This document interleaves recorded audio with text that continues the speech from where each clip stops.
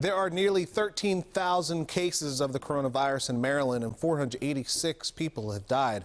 Yesterday, we saw a drop in the numbers for a second straight day. Now, in his effort to slow the spread, Governor Larry Hogan signs another executive order into effect. WJZ's Live Mike Hsu has more on the governor's latest order. Mike.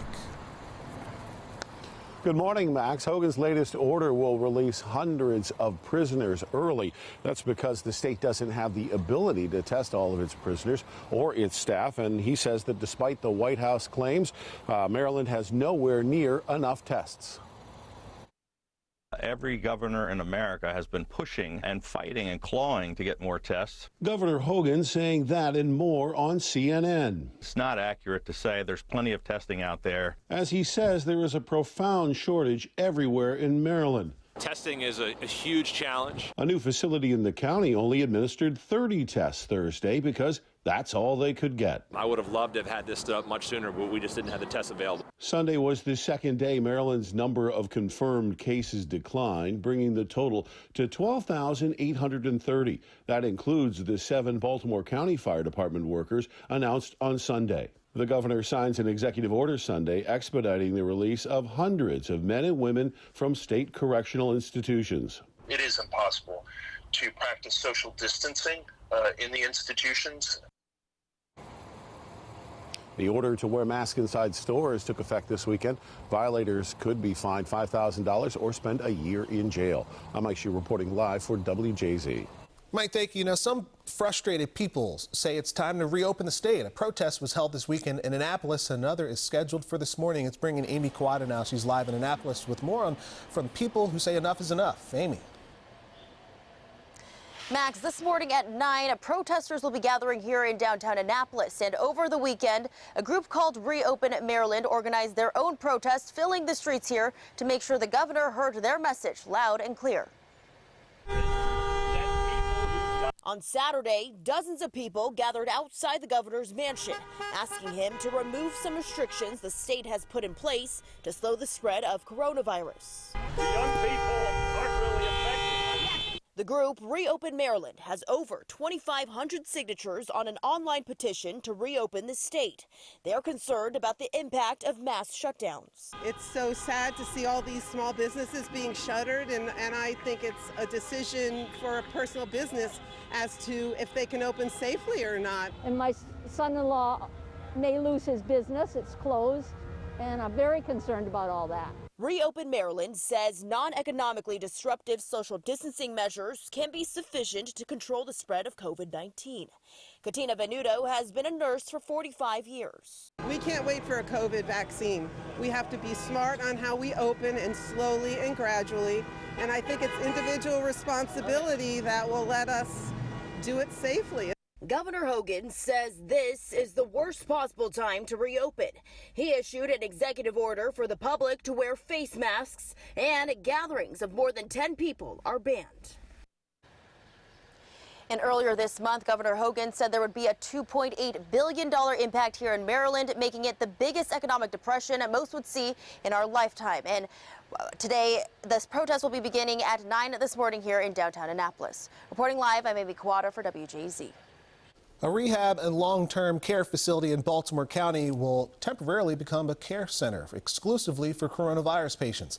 Genesis Loch Raven Center in Parkville will discharge patients to their homes or other facilities before doing this today. 70 residents and 18 staff members tested positive for COVID-19. 4 have died. There are more than 750,000 confirmed cases of the coronavirus in the U.S. More than 40,000 are dead. President Donald Trump says they're close to finalizing a deal with the company to produce more swabs for testing. We're preparing to use the Defense Production Act to increase swab production in one U.S. facility by over 20 million additional swabs per month. An FDA official says the CDC appeared to violate its own manufacturing protocol in February, leading to contamination. The president described the work as a mess, but things have improved, he says. Tony-winning actor Nick Cordero is recovering this morning after having his leg amputated due to the coronavirus. The 41-year-old Broadway star was hospitalized several weeks ago. His wife is keeping fans updated on social media. She says the amputation was necessary because of a blood clot in Cordero's right leg. A heart-wrenching story about the loss of a mother and a passionate plea to the public to stay home and save lives. Rachel Carter reports Liam St. John's mother lost her fight with COVID-19 this weekend, but her family couldn't leave her amazing story untold. My last words to my mom were, don't worry, I'm on my way. Liam St. John remembers one of the last calls he got from his mother, 69-year-old Evelyn Caro. She was trying really hard to put on her socks, and she couldn't even do that. She was so out of breath. Caro contracted COVID-19 around March 26th. She fought it hard, but on Saturday, she died. On Saturday, April 11th, my mom passed away in the ICU at Johns Hopkins.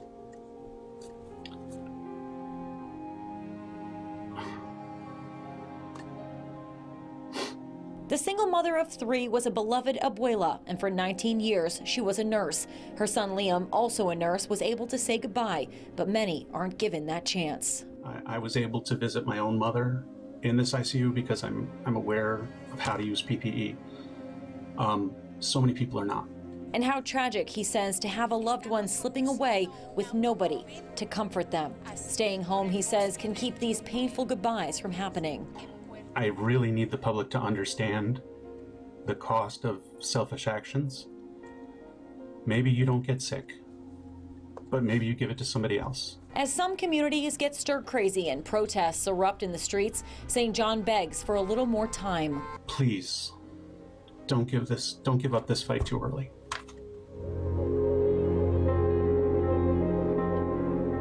St. John is hoping hospitals can find a way to get virtual messages to patients, so if they can open their eyes, they see messages of hope and strength from their families, churches, and friends. He also encourages people to donate PPE to those who need it. If you want to help, we have a link on WJZ.com. Reporting for WJZ, I'm Rachel Carden. A walk-up testing site will open today in Annapolis, but only patients with appointments will be screened. This is at the Parole Health Center on Drew Street. Patients must be symptomatic. The location will be open from 10 a.m. to 2. The Downtown Partnership is looking to help local businesses by giving an incentive to buy gift cards. Sean Stryker explains how it works and why this is a win-win situation. The past few weeks have been weird, to say the least, as the coronavirus pandemic put a halt to in-person dining. Everything just came to a stop. Those that could switched to curbside takeout and delivery. For many, the past few weeks have not been easy. Honestly, they've been rough, where we're seeing 10 to 15% of the sales that we would usually do. So to help, the Downtown Partnership of Baltimore launched a new initiative called #CurbsideBaltimore. And it's an attempt to do a couple things. One, to help put an infusion of cash into downtown restaurants, and also provide incentives for residents, members, and people to come out and give back. The partnership is kicking in $10 for every $20 gift card you buy, giving you $30 to spend at participating shops and restaurants. That is so helpful, that the Downtown Partnership is working with us and working with small businesses to support them. There are currently 25 downtown businesses participating, including 6 here at the Mount Vernon Marketplace. Will Glass, the owner of TAP's Fill Station, says these gift cards will help him continue to pay his employees. We're actually paying our staff their average hours through this disaster, and hoping every little bit counts. And if the initiative does its job, these fine establishments will be here ready to open when the restrictions are lifted. Of course, WJZ has everything you need to know about the pandemic. Go to WJZ.com and look under top stories for a list of resources. Plus, the most important links and numbers are under quick links.